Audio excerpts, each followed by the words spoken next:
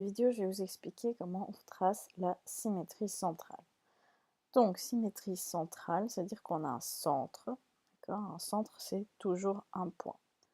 Donc, par exemple, ici, on vous demande de faire la symétrie centrale, sachant qu'ici, on a une majuscule, donc c'est bien un point. Symétrie centrale, avec notre centre qui est le point B qui est ici, du point A, nous donnera le point A'. Alors, pour commencer, on prend notre équerre. Je place mon 0 dans mon centre. D'accord? Donc là, mon centre, c'est B. Donc, je place mon 0 au point B, qui est là. Après, comment est-ce que je vais la placer, mon équerre? Donc, j'ai déjà mon 0, mais il faut aussi que j'aligne le côté ici de mon équerre avec mon point A.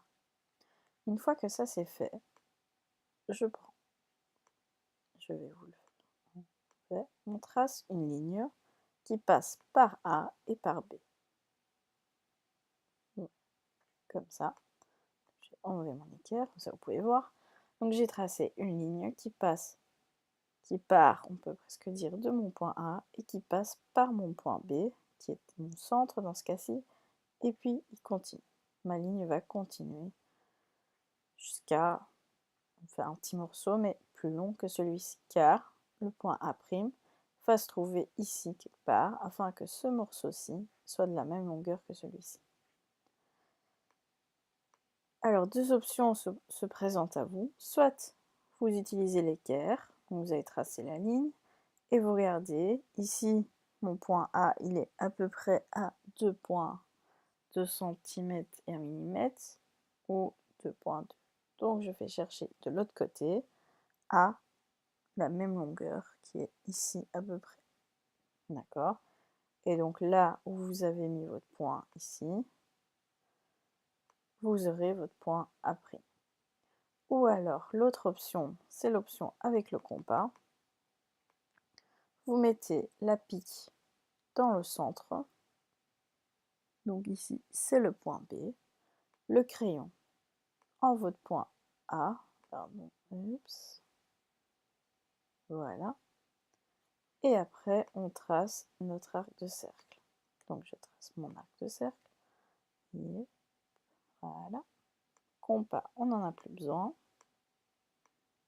Et où j'ai l'intersection de mon arc de cercle qui est en rouge et ma ligne verte que j'ai tracée avec mon équerre, mais que je pouvais très bien tracer juste avec ma latte.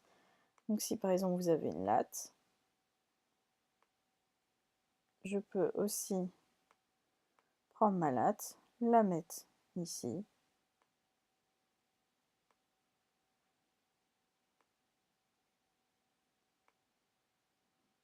d'accord, la placer comme ça, et tracer une ligne qui passe par A et B, et puis prendre mon compas, d'accord.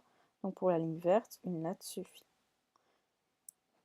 Contrairement à la symétrie orthogonale, où là, pour tracer la ligne verte, on avait besoin de notre équerre afin de tracer une perpendiculaire à notre axe. Mais ici, pour la symétrie centrale, elle doit uniquement passer par 2 points. Donc, une latte suffit. Donc, on a notre droite verte qui passe par A et B, et notre aire de cercle ici, qu'on a tracé en plaçant notre pique en B et le crayon en A. Là où j'ai l'intersection entre ma ligne verte et mon arc de cercle qui est en rouge, j'ai trouvé mon point A'. Donc le point A', il est ici, tout simplement. Voilà. Et donc j'ai trouvé par symétrie centrale autour de mon point B, le point A' qui est ici. Et donc si vous vous souvenez, le mouvement associé était tourner d'un demi-tour. J'ai pris mon A, je l'ai fait tourner d'un demi-tour. Voilà, c'est comment on dessine la symétrie centrale.